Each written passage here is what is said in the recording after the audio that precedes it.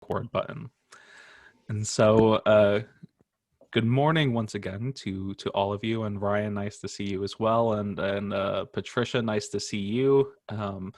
This is just going to be I guess, an overview or and how to on ways that you can podcast your sermons. I know that some people or some churches have also done podcast versions of the whole service, which I personally don't recommend, but to each their own.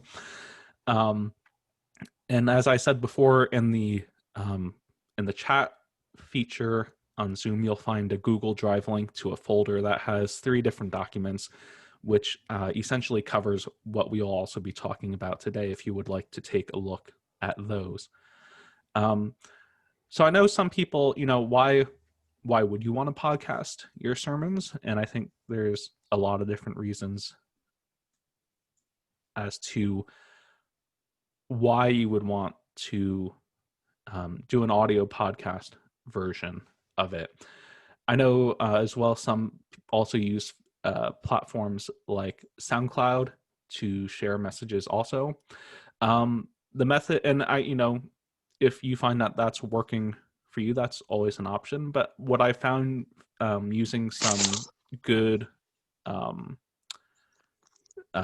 free services that are out there that allow you to do a podcast, that you could put your sermons out on platforms like Spotify and iTunes podcasting platform, which I've always found has actually been a nice tool to just say that you can have people easily share them, or you can depending on who runs your website, they can also be able to, assuming that you have someone to run your website, that you can also what we call embed those sermons onto your website as well, for people to access. I guess the other thing I would say about the only other thing I would say about podcasting over using some other dedicated platform like a built-in audio player on like Squarespace or another website platform is that it just is, like I said, it's easier to encourage people to share what it is you're putting out there onto the internet, onto platforms like Spotify and iTunes and Google Podcasts.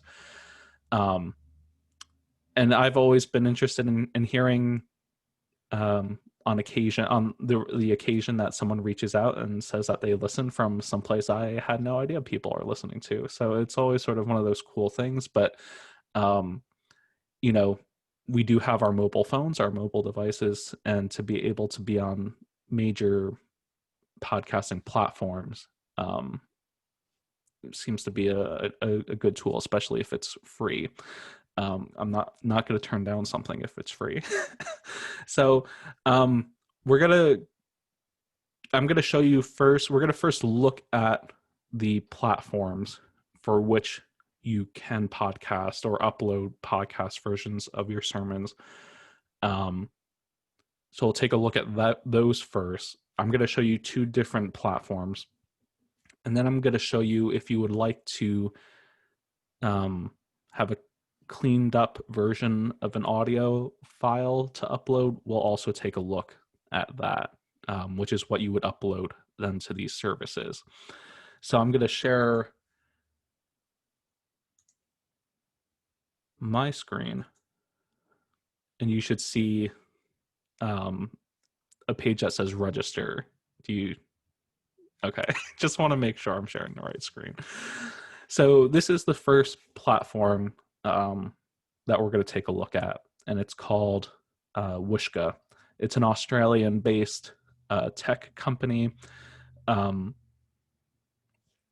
offers a free podcasting platform for you to upload your audio files to, or your sermons. And what I like about this platform is that I find it fairly easy to use, but the next one will be covering maybe even easier to use depending on your comfort level. But really first, you'll find the registration link to Whooshkaa in the PDF document. So you would have to just enter in your name, email address, the title of what it is you're doing, fill in all that information, and then click submit. And it may take 1 or 2 days for them to process your registration, but they're fairly quick on that kind of a turnaround. And so we can actually take a little bit of a sneak peek, Katie. Oh yeah. Also, sorry about that. Did it say that? Yeah. Sorry, you go Sorry, ahead. you were Katie. gonna say something. No, you go ahead. Well, I was just going to say real quick. Yeah, sorry. I'm sorry. I was just going to say real quick that if you have a question, feel free to unmute yourself and interrupt me. That just may be the easiest way to go. So, Katie, sorry. Sorry. So this platform automatically makes a transcription. Is that what it's saying over here? Yeah. So, a 1 hour automated transcription. Yeah, on the free version of it, yeah, it does have the ability to do some transcription. All right, I just was like, I wanted to make sure I was reading that, and I'm sorry for that little interruption, but I was like, wow, okay, go ahead. Wait. Piggybacking on that, how do you do a transcription on a podcast? Is that Aaron? Is that you? Or Patricia? Yeah. Sorry, I didn't see your video pop up. So basically, what it does is once you click, well, we can take a quick look. So basically, you find what audio file you would want or which episode of the podcast you would want, and you can tell it to transcribe the audio, and it'll basically put it into like I think it's like one of those notepad type word files. I'm gonna say that I've used it before, but it's on par with something like what Google would do. And so you can do it like if you're not typing out your sermons and you just want the audio transcription, you could certainly do it, but it would take a little bit of going back to edit some things that it may not get 100% correct. So that's how it allows you to do an audio transcription. Does that help, Patricia? Yes, I was thinking it would do something else for us. So, oh, okay. More people, people who have hard time hearing and such. Like, I have people who watch a service on YouTube, but or on Zoom, but they have a hard time hearing, and so I was thinking more of a transcription isn't, I'm not sure if that's the right word, but you're thinking like closed captions. Closed captioning, thank you. Which is actually, there is another free source out there that you could use for Zoom for closed captions. We can that would be something that we could set up another time, because that's I'll ask you later. Yeah. Okay. All right, thanks. Yeah, and so the Whooshkaa platform, which is free, they call their forever free plan, does allow up to what they say 1,000 monthly listens. And I mean, if there's any of you who would go above 1,000 listens a month, I mean, congratulations to you. But I find for the amount of traffic that we get, it works out for us. So it allows you basically one free show, and one what they call like a user seat, which would be the administrator or the user. So like once you sign up for your account, I mean, you're basically going to be prompted as well to assuming that this was all blank, enter in the appropriate information for what it is your church is doing, having cover art, and really it's really something that is, I don't want to say self-explanatory, but it is just sort of like a bullet point list of things that you have to hit. The one thing I would want to make sure that you hit is when it gets to the explicit rating, to make sure you have it as clean. and if you have it as explicit, I would love to listen to those sermons. but yeah, that's really one of the things you just really want to touch on to make sure that you hit on in terms of how it is you're describing what your sermon podcast would be for your church. Casey, real quick, I assume you'll get to this, but I'm seeing submit to Google Podcasts, submit to Deezer. How do you get it on things like I use Castbox for my podcast player? How do you get it on those things? If that's something you're getting to later, then that's fine too. But gotcha. Thanks, Drew. Yeah, so I guess that is something else to keep in mind is that so these platforms that I'm showing you have partnerships with certain services like Google Podcast or iTunes or Spotify. And if you don't see one that's listed, the chances that they're not partnered with them currently. So it means that you may not be able to add your show directly. I think there are some workarounds that you can use depending on your podcast service as to, sharing. I know some services, Drew, to speak specifically what you're talking to, is your service, you may be able to share the RSS feed with your service that you're currently using, which is if that's something. Yeah, but I don't like that. I just know how to use Castbox to find the ones that I like to listen to. I have no idea what you're saying.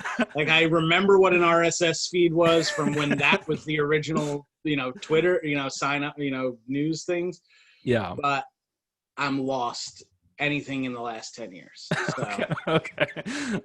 I'd say then that, yeah, for your specific case in terms of uploading to the service that you're familiar with, if you needed help with that, I'd be more than willing to set up a separate time to see if we could set that up for you. But I think, yeah, but if you're starting from scratch, or if you're willing to start with something relatively new, if you haven't gotten too far into it, I think if you start off with a service like this and upload, it'll, on these buttons here for Whooshkaa, the service, you'll see that, you can click submit to Google Podcasts, submit to these other podcasting platforms. Unfortunately, I can't click Spotify or iTunes because the church already is linked to them. But once you click on that, again, the walkthrough process, it really holds your hand in terms of walking you through those steps. So it's not something that should be too oppressive. and Patricia. So for I'm feeling like I don't know anything here. So can you talk to us about Google Podcasts? Like how does that get to iTunes and Spotify and all those things? Yeah, so, and I appreciate these kinds of questions because, again, I don't know, my head is just wrapped in this. So to have an outside perspective is helpful. So this service, Whooshkaa, is, I guess, sort of like, if you wanted to think about it, like the central hub. And so when it comes to uploading your sermon, you only have to worry about uploading it to here. And then once you link it to things like iTunes or Google Podcasts, which again is just a different, like an app you would have on your phone, like Spotify or iTunes. And once you have all those things connected and you upload your sermon to this service, it just will go out to all of them simultaneously. Is that sort of what I just want to make sure I'm touching on what you are asking. Yeah, I guess I was asking, like you choose, so it looks like your options here, looks like you have Apple, you have iTunes, Google, and then Deezer, and so you can go from here to iTunes, like this will put it in some of these or podcast feed for. Yeah, so let me just.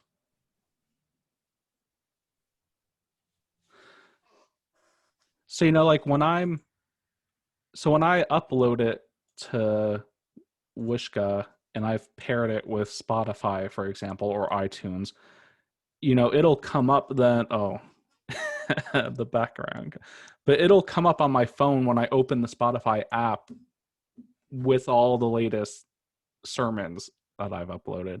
And the same thing, it would be true for iTunes, that once you uploaded it to iTunes, it would be the same as what you would see on a platform. So how do we upload it to iTunes and Spotify?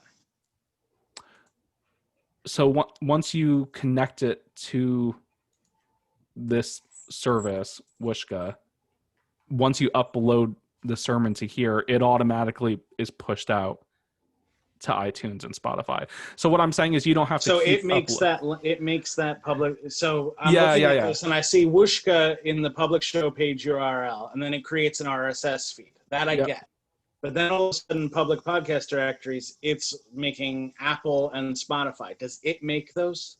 Yeah. So once you link it to your Whooshkaa account for let's say iTunes, once you link it and upload something to Whooshkaa, it will be automatically uploaded to iTunes. But did you already set up an iTunes account to upload it to? I did have I had an iTunes account, because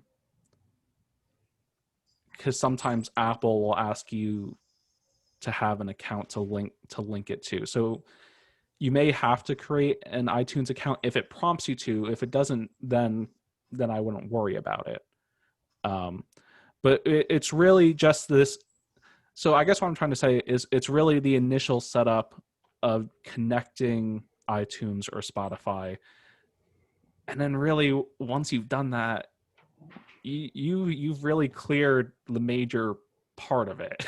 Because then it's really just uploading sermons or your audio files to this platform, which is then automatically distributed to the two major platforms that are out there. Casey, I have another question. Mm-hmm.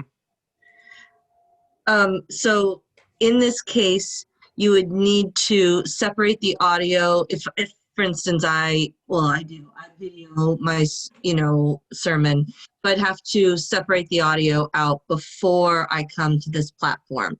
It's not something that it does within the platform. Question mark. So you're not taking your video file and it's separating out the audio. I have to upload an audio file. Yeah. And I could actually touch on that towards the end, but actually in the PDF document, I show a way that you can separate audio from video using another free software that's out there. So yeah, I mean, are there any?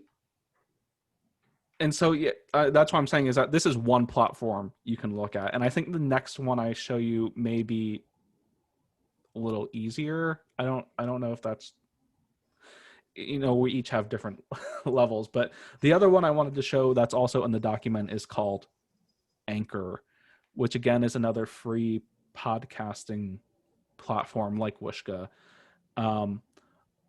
What I think looks easier about this one, it's a little more straightforward when it comes to distribution.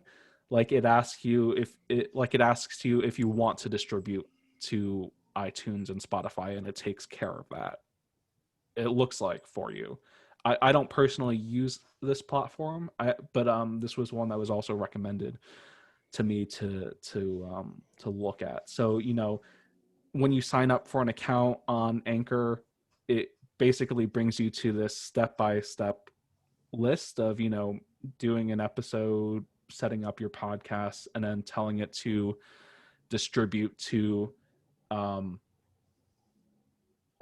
Drew, actually, you talked about Castbox. Anchor does distribute to Castbox, so maybe you would want to check out Anchor. So basically for this platform, Anchor, you see that it will distribute, if you tell it to distribute your audio podcasts to all these platforms listed below. Is Anchor the one that Spotify bought? Oh, who bought? No, Whooshkaa didn't buy Anchor. No, that Spotify bought. Yeah, oh yeah, I think Spotify bought Anchor. Yeah.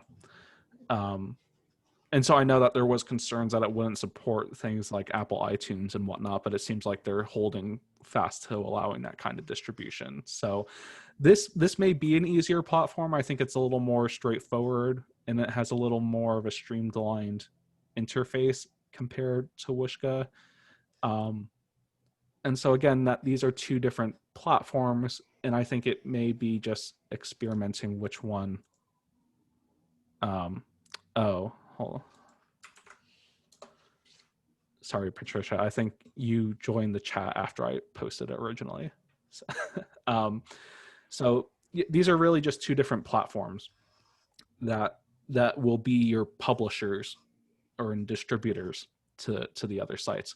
So yeah, once you have everything, I guess just to summarize, once you have everything set up, you're like 90% of the way there, and then the other 10% is just going to be uploading your content to these services. I mean, are there any questions about that? Or I mean, and again, a part of my work with the Presbytery is helping set these things up. So if you find down the line, well, I guess if you're in Hudson River Presbytery, and if I know you, I'll help you out.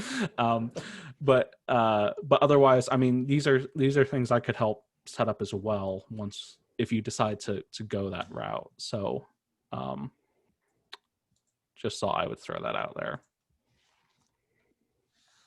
Any questions? The setup monetization option looks intriguing. Yeah, I've never utilized that before.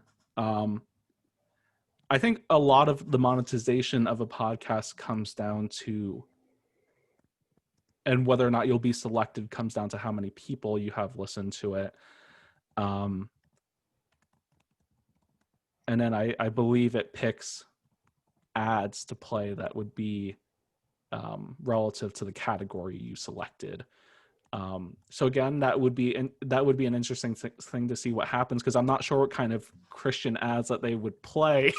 But you know, I don't know. I've never used that feature before. So it's not like the Presbyterian Foundation's Give Now button. Well, no, but I mean, hey, if you wanted the foundation to sponsor an episode, you know, I hear they have money. Excellent. Melody, did you have a question? I'm not sure. I saw your hand. Okay. And again, yeah, in the PDF documents that I also Casey, just to answer that, just to give you an example of one of the podcasts, preaching podcasts, right now the ad is Energizer Max AAA batteries on Amazon. So that's the sort of ads that I get. Now it's changing. Often they're refinancing ads, and I haven't seen anything particularly offensive. Okay. Well, that's good. Dove help a girl build self-esteem. Dove self-esteem project. Oh my! You can shop Dove products at BJ's Wholesale, apparently. Oh my goodness! Yeah, yeah. So I mean, these platforms are nice because I do think once you have it set up, it's fairly easy to just keep uploading them, and you know you get into the habit of doing so. And in the PDF document. In the PDF documents, it's also, I try to do like a step-by-step kind of a layout also. So this is more of the visual presentation, and then there's also the PDFs that have more of a step-by-step in them. I guess then we can always come back to this if you have questions. But I know that there are some questions about audio, for example, and we could talk a little bit about that before we move on to one of the other topics for today, which is, I know that there probably are well, probably a lot of us do video recordings and we're not recording audio ahead of time. So if you wanted to, like, I know Katie was saying in her context that she does the video recordings, but she would have to separate out the audio from the video. And I see Jeff typing, yeah. So I do believe that this software that I'm going to recommend is out there for both Mac and Windows. But and again, this is also in the PDF document, so you don't have to worry about getting it all now. It's called VLC Media Player, and it will allow you to convert the audio from a video to it'll allow you to convert the audio from, or take out the audio from a video. And basically how that works is, if you have, we could do a little walkthrough now, which is that when you have VLC Media Player open, you would click Media, and then you would click the Convert Save, and then you would add the video file that you wanted to convert, and then click Convert and Save. And then you would just have to click where it was you wanted to save it to. I also usually change the name to let me know it's the audio file. And then once you hit save, you basically hit start, and it converts you can see it'll convert the audio file for you. I believe if you're using iMovie also, yeah, like Jeff is saying, if you are using a Macintosh computer or a Mac, and you have iMovie on it, you could import the video and then just export the audio. So it really is just at that point a matter of preference on what you're most comfortable with, to get the audio from the video that you're working with. But again, sort of like what we were saying in the beginning, though, is you don't necessarily want to just be uploading the you don't want to be uploading just the full service of your audio. And again, maybe you do. I keep saying you shouldn't, but it really is a preference. I think it's helpful if I just upload the sermon, but if you want to, I guess some people like to listen to the whole service, but once you have your full audio, you're going to have to trim it in order to edit out the other parts. And for that, I use Peter. It just was asking whether it's easier to edit the video part, edit the video before you try and do the transcription, so you just get the sermon, or to do what you're just starting to describe, is take the whole video audio transcription and cut out the sermon part. Yeah. Again, probably preference. I mean, yeah, like Jeff is saying, that if you're working from iMovie, you could trim down the video on iMovie to just a sermon and export that, and it would save you the extra step. And say on Windows, I believe you should be able to, I know if you're running Windows 10 at least, you should be able to trim a video as well. I think you see like a little pencil icon pop up on your media player, and you should be able to trim the audio as well. But if you, for some reason, you like opening then another program, you can use and this is in the documents again, I use a program called Audacity to edit my audio files. And so, I would basically just highlight the part that I didn't need, and then just hit the delete button, backspace button, and it takes it out. And I guess really, you could end at the step we just ended at, like what Peter was sort of suggesting also, you could stop at having the trimmed down video and exporting the audio from that and uploading it then, and you're done.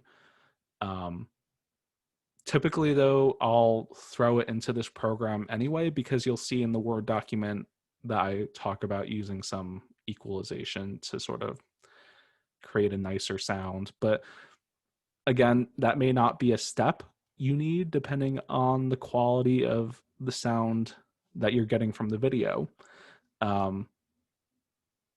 mean, sound magic does only go so far, but I notice that even if it doesn't sound great, doing some of the things that I talk about in the PDF document helps in terms of making it sound slightly better than what it would unprocessed. So again, that's all a matter of preference and time and energy. So you may find that it's easier to just take the audio from a trimmed video and upload that. Are there any questions about sort of these steps that we talked about?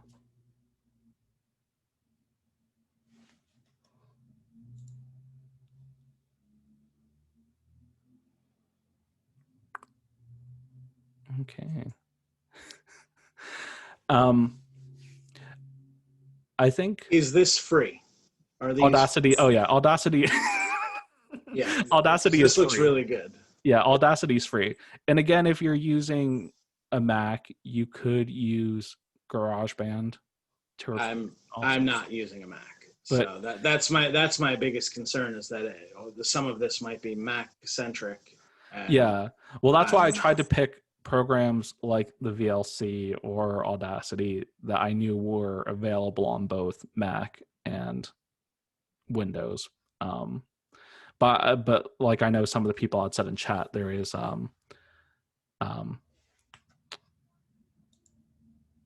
but there are like Mac specific tools you can use if you wanted to, which is totally fine. I think, one of the other things I would talk about, if you're using a program like Audacity, and again, this is sort of like if you had the time to record it ahead of, if you had the time to do this extra step, is that, on our sermon podcast, I record like a short introduction, like, hello, you're listening to a podcast produced by the First Presbyterian Church of Mahopac. We worship on Sundays at 10 a.m. And you can, if you're in the area, yada, yada, and you can find us online. And then, at the end, I also have a little outro, like, oh, if you'd like to learn more or support us, you visit so-and-so. And so it's just one of those extra things that if you wanted to add, you can, but it's not 100% necessary. I think you can get away with uploading a clean audio file to one of these podcasting sites, and you'd be fine. If you have good descriptions about what you're about and so on and so forth, then I think you're good. But having something like an intro and outro is optional. Laura, yeah, you're very polite raising your hand, but you can just cut me. You can just jump in and cut me off. Hey, if you want to create a series of podcasts, not necessarily from just taking it out of the sermon, most people, a lot, have like music. Can you talk about that? What's legal? What's illegal? Like how long it should be? That kind of. The wonderful and headache-inducing world of music. I'm gonna say, we're all tired of singing public domain hymns, but if you're gonna include something, have it public domain and have it be something that someone, either yourself or someone in your church, plays. Because even if a hymn is public domain, it doesn't mean that the performance of that hymn is public domain, which is crazy. But, it is how it is because it's an artist. If you wanted to play something that wasn't public, if you were going to do stuff that wasn't public domain music in your podcast, you would want to look at a service like One License, which offers the streaming and podcasting addition add-on to their licensing. You do have to be careful because there are some caveats in their licensing agreement in terms of how long it can stay on, and so on and so forth. So it's I get wanting to include something like music. I just don't. I think it introduces a logistical piece of the puzzle that's not always great in terms of juggling. Can you maybe explain a little more about what you're thinking about? Yeah, I mean, when I do it now, I'm sorry, I rip off something from somebody else. Yeah. And, I mean, it's 5 seconds or something like that, Oh. So I just heard rumors like with YouTube, they'll just take the whole thing down. So do they really track all this? Yeah. It's the great algorithmic god in the digital cloud.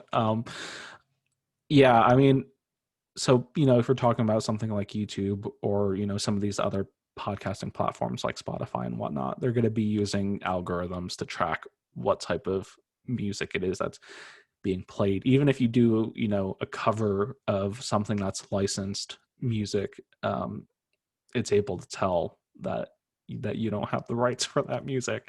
But oftentimes, on a platform like YouTube, they're not going to take it down. They're going to tell you that you can't monetize it. That's what they're going to tell you on YouTube. But on something like a podcasting platform, I'm not sure what kind of, well, if we had our stated clerk who's more of a legal expert, she might know of some things, but I can't tell you what kind of cases there have been in terms of I think it's copyright takedowns or things like that. You may be slapped on the wrist, but I don't know. Sometimes it varies. I think when you're considering publishing something on a broader platform, it's better safe than sorry.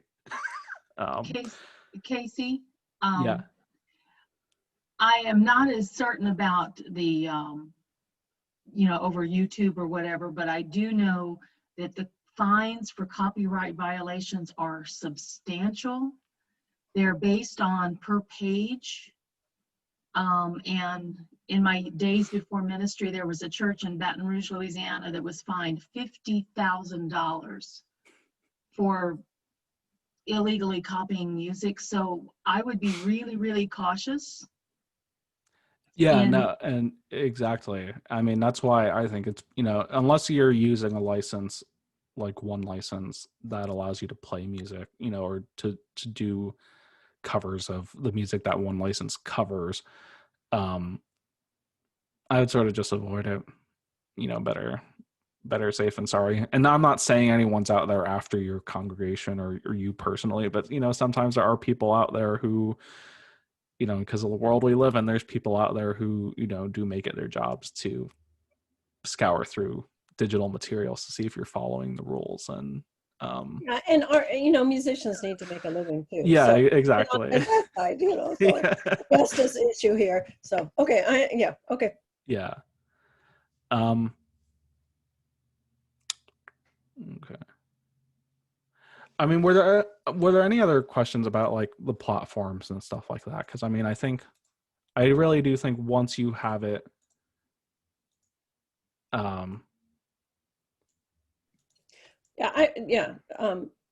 where do you find your most hits? Or what platform do you, or is it really kind of even or spotty? Depends on what the topic is. Yeah. That's actually a good question, Laura. So I mean, if I go to our insights page, I can see, both Anchor and Whooshkaa will give you some insights into terms of what's being played. And so, I can see most people are playing from a phone. There's a lot of people who play from what we share on podcast or over, Spotify, some of these other platforms that are out there. And most people are listening from an Android device.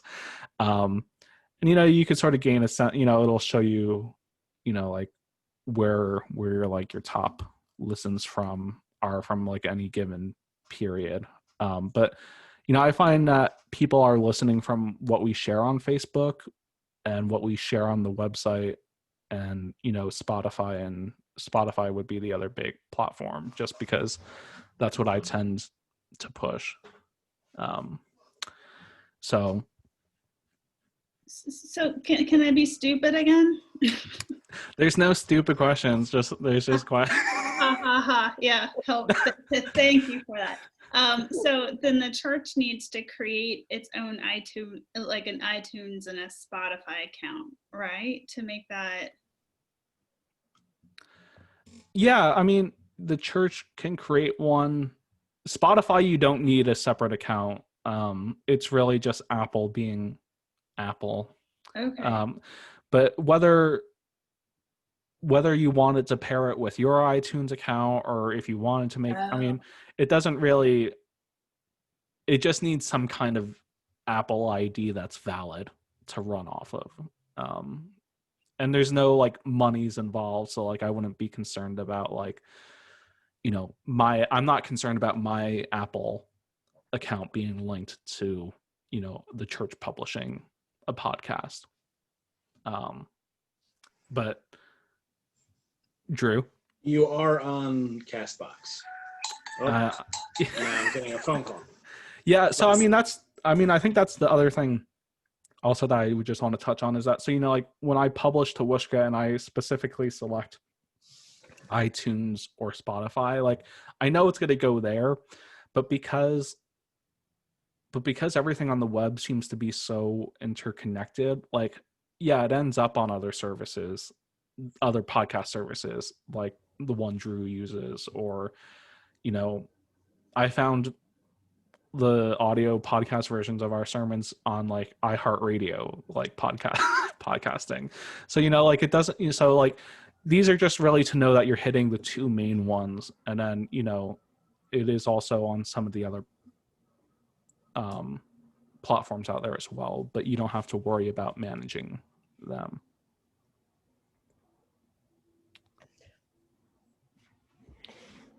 Oh, Laura, I think you muted yourself. Oh, sorry. I'm not sure I don't know why I'm asking this question, but do you own the podcast or does the church? Yeah, I mean, I guess that's another question you have to decide for yourself. And that's a good question, whether it's the church or you that owns the podcast.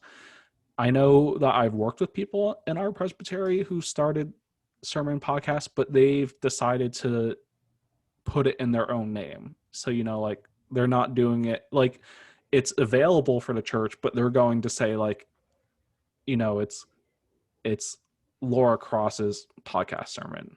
So, I guess that's something you also have to decide. Like if you see yourself, like if this is something you think you want to continue after your current call or wherever it is you find yourself, then maybe consider putting it in your name. And maybe in the description, of your podcast saying you're currently serving blah, blah, blah, or, what it is you're currently doing.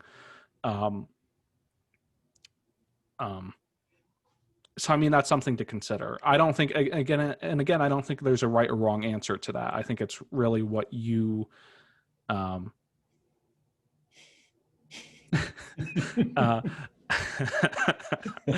really don't think that it's a big deal if you choose to have it in your name or in the church's name. Because if you see this being a long-term project for yourself, then I would probably say put it in your name. Peter? I just, knowing that the church where I am now, when they were pre-recording and distributing videos, they were copywriting, or at least putting copyright language on them. What do you do about podcasts and copyright language, or is that not an issue at all? If you're going to be consistent, like, and again, I don't really encourage playing copyrighted music in a podcast, but if you were going to do it, I would have whatever license it is you have in the description that shows that you have permission to include this music. And I would also probably include that language in the audio recording somewhere. I'm thinking the other way around, copywriting it for the church or the author. Oh, you're talking about having, you're okay. So you're not talking about music, you're talking about copywriting the podcast. Right. Oh, okay. Yeah, I think, let me check. Sorry to travel off your planned agenda, but. No. Oh yeah, so I know on Whooshkaa, and I'm probably on Anchor as well, you do find that there's a section for copyright text. And that'll appear in your podcast description, or you can include it explicitly in your podcast description, like this part here, or you could include it, where it prompts you to. And to answer Jeff's question, that's as simple as copyright in the name of the institution or the name of the author. Right? Yeah. And do you put the year on that, or? If you want to go look at Union Church's website, you could see where, I wasn't doing it, so I don't know. Yeah, Jeff, probably what you shared in the chat, that probably, yeah, that probably would be fine. I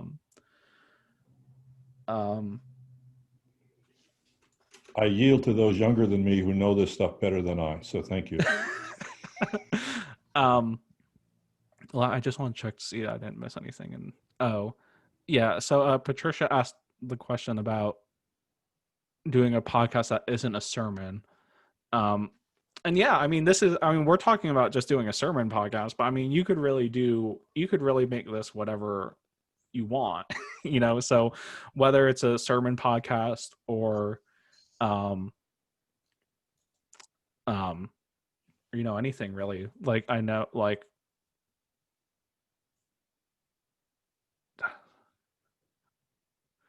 yeah, so whether it be, whether or not you wanted to, because I guess the other room for creativity is that, I'll try to record, I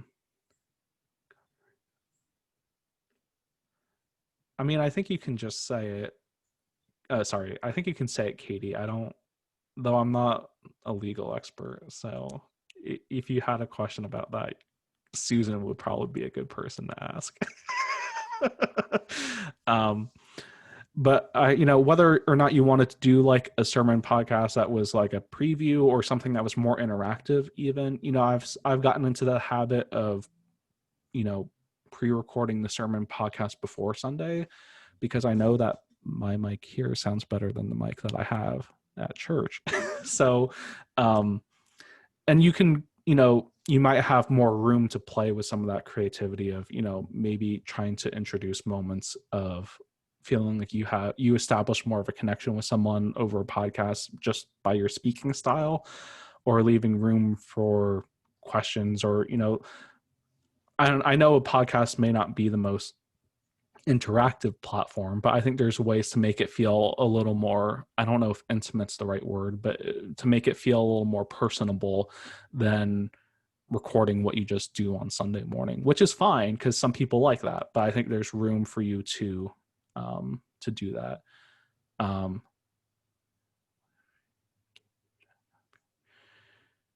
What? Oh, sorry, I'm reading the chat that's being so for Jeff, I think it's great if you wanted to try using one of these two platforms, Jeff, just because I do like the ability to be on a platform like Spotify, which I know for myself, that's where I listen to all my music. It's what I listen to, all my podcasts from, and to have that accessibility, I think, is nice. Things you must. I'm not sure who. Oh, I think ECC is. I think that's Ellen. Sorry, I'm trying to catch up with what you all are sharing. But what mic do you have? So in terms of the mic, I'm using a Blue Yeti microphone, but there are some pretty good sounding mics out there that you can get for under $50 that plug into your computer via the USB port. You don't have to go crazy with spending on a microphone. Let's see if I'm. Yeah, okay. Oh, then that's perfect, Jeff. Then I think, yeah. And then also, I don't know if you saw the PDF documents that I shared in the chat also, but those might be helpful for them as well. Just something else to walk through. So are there any more questions? Thank you, Katie. Hope you have another good meeting. Are there any more questions on? Yeah, because this is recorded, so it'll be something that you can go back to later if you want. And then there's also the other documents. And of course, if you want to talk more about it, you know how to get a hold of me. So, I have one more question. It's mixing media or whatever. Is there any way you can put an image, like an album cover? Yeah, onto the podcast. Mm-hmm. Let me just. I don't. Like what you have. You have a image of the church with. Is that what you're talking about? Yeah, I mean. Like his. So I think you could change the cover art for each episode if you wanted to, but you can't. Is that what you're talking about? I guess, yeah, because if you wanted to talk about an image, yeah, how do you insert that possibility? Okay, I see what you're talking about. So you could either, I set it as your cover art for that episode. You can see that I have I have the generic one for our church.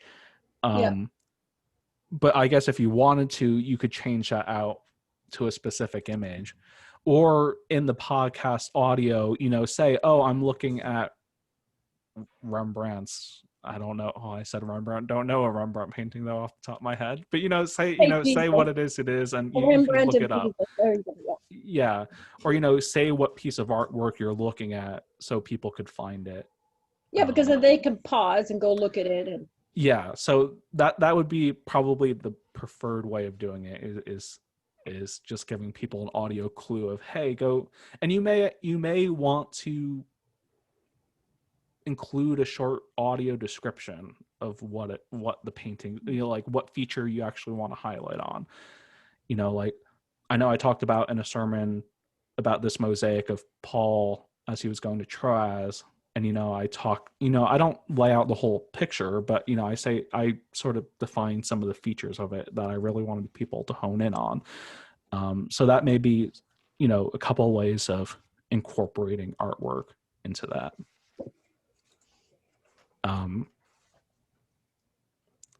Larissa or Ryan or Aaron or Dan, do you have anything? Just want to make sure, Alrighty. Okay. If there are, I'm asking all kinds of silly questions. How long should it be? Your sermon podcast? Mm-hmm. I mean, I guess it depends on how long you preach. Oh, sorry, you muted yourself, Laura. It's a different audience. Yeah.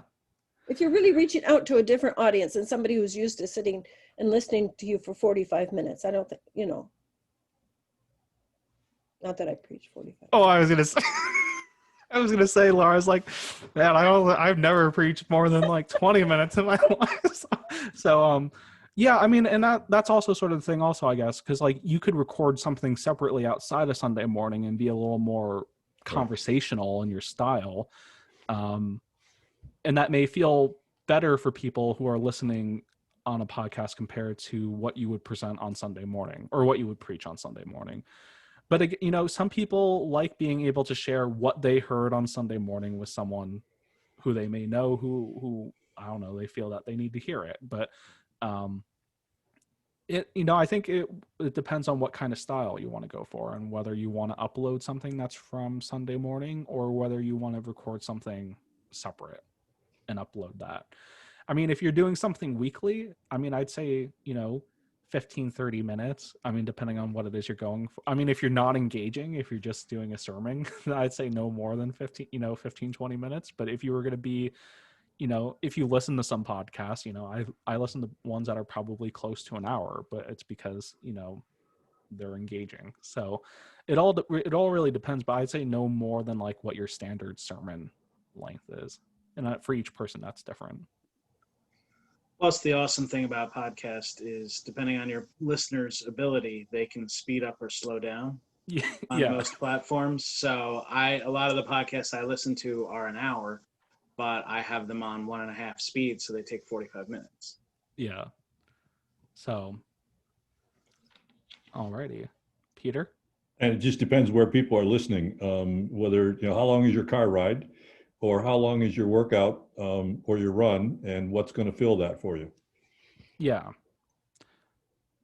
And I mean, I think if you're looking for something that's like sort of, actually sort of like what Patricia was saying, like if you want to go for something that's, short, sweet, and shareable, like maybe you don't want to go more than 10, 15 minutes because like you want something that someone could listen to in a short sitting, and then something that they could share. I mean, it really all depends on what it is you're going for, like we've been saying. So, if there are no more questions, Patricia, do you have one? Or you? Well, it's probably not the right context. I was just, along the lines of more creative things and interactive things. I mean, obviously a conversation partner helps with being interactive. Like, how do you do that if you're in two different places now? Because obviously people are they just doing it over Zoom, or? You could do Zoom, or there's another plot. I didn't think someone would ask this question, so I didn't include it in the PDF. But there's a platform there's a utility called Zencaster. And caster is not ER, it's just an R because it's how we millennials spell our words. But Zencaster, and it's basically sort of like a Zoom where you send someone a link, an audio link, and they call in, and you just get the audio recording from their end and your end, and it's synced up. So it's a cleaner sounding audio than what you would get over a platform like Zoom. And then, because I mean, if you're going to go for a more conversational route, having a conversation partner is helpful. So, alrighty. Well, if there are no more questions, well, thank you very much for all attending today. And I mean, if you decide to pursue these platforms, and I'll say that if you're listening right now, and if you're here today, feel free to reach out, and if you get stuck along the way, and be more than happy to help you sort that out. So thank you very much, all. Thank you, Casey. I really appreciate it. Hope you all have a good rest of your day. Thanks, Casey.